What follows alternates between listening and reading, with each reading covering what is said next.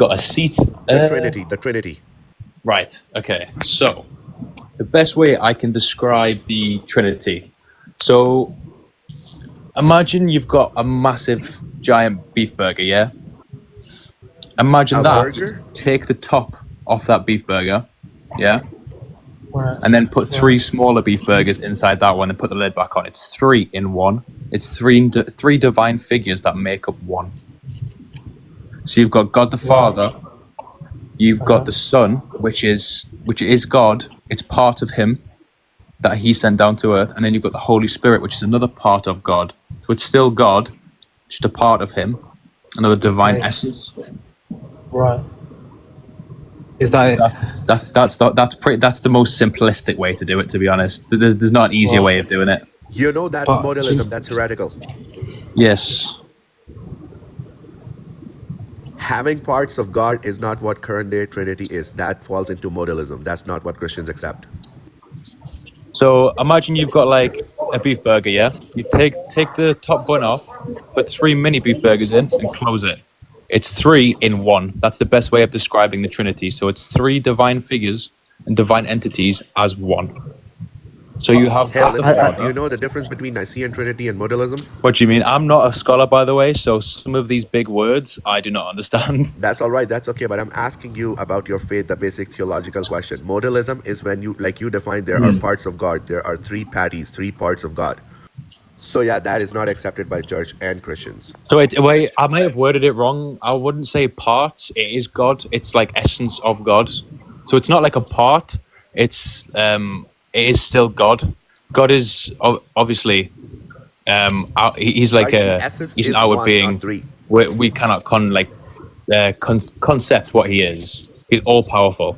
So being that all powerful being, he can he obviously created the spirit as like part of him. So it's still God. Yeah, no, and the Son is still God. Created, not part of the same as when in John 10:30 it says, "I and the Father are one." Jesus is still God. Yeah, but my brother, brother, you know what I'm please not wait, getting here, let me bro. ask him something, brother. So you said go on, that my the brother. Spirit was created by God, and the Spirit is part of God, and Son is part of God. That is heretical. Christians do not believe that. That falls into modalism, and I and Father are one has nothing to do with Jesus being God. Honestly, I'm telling you. Yeah, now you can go ahead.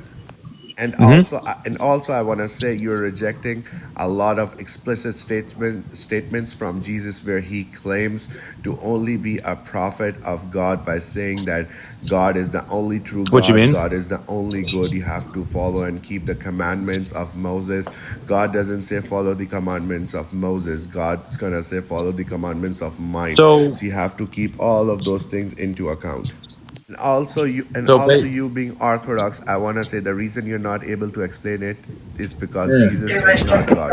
Have you ever heard of the early church father? Okay, so he considered Jesus to as answer second that, God. I will humbly say now I'm not a scholar. I'm here to, when I do talk with people who follow Islam, I'm here to learn as well. I am not, and I will admit if I am wrong, I am not as knowledgeable as many other people are. I do not come from a religious family. My whole family are very, very strong atheists, and I have only been Orthodox for about 9-10 months. So I am still relatively new. The Trinity that I was kind of taught is 3 divine figures as one. Okay, that makes sense, and I'm not going to go into background of whether you were a Christian before or not, or if your ancestors were. I just want to tell you, brother, this is a 300 period time where the Christianity was formed and formulated. That's why you would see a lot of early church fathers. The early church fathers, so yeah, as Orthodox, we practice the teachings from the early church fathers. Of death of Jesus all the way to 325. That's when they formulated what Christ is, and there were terms used which you might not know. I wouldn't be able to, and I'm happy to admit that. I'm not as knowledgeable as I'd like to be, and I'm still learning quite a lot. all these things, you don't want to get into that. I would invite you to come to Islam, look for chapter 112 of Quran, and it's very easy. You don't want to go into the controversy which Arius presented for Arians in the ecumenical council. There was canon, the laws were formed, 20 of them. There was a representation of Constantine Emperor Hosius of Cordoba.